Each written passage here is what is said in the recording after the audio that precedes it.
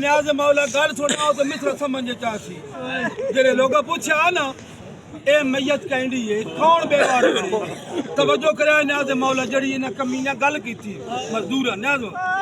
ए रिश्तेदार मोहम्मद दा कलमा जग पढ़े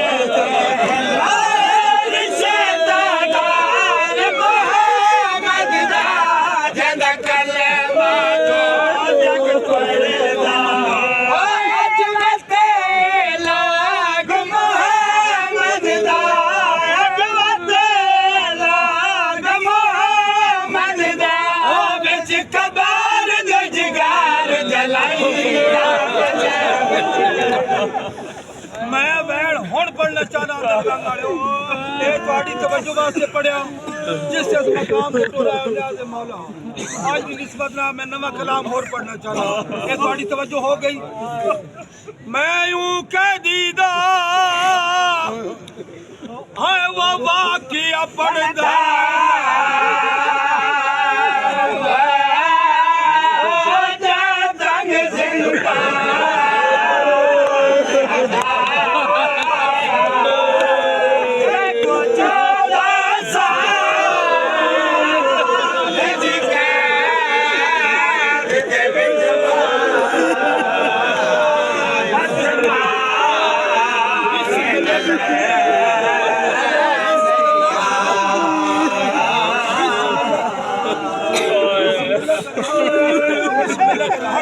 मैं यूं कह दीदा वाक़िया पढ़दा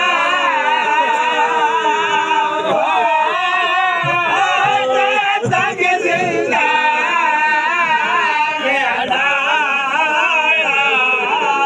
जेको 14 साल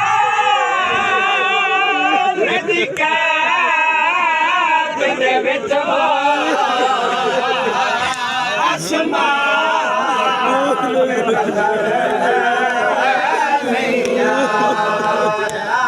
जेंदा पंजवी रजब को फजर मिले हारून लाल केड़ा कोई कैदी मरे कैद दे विच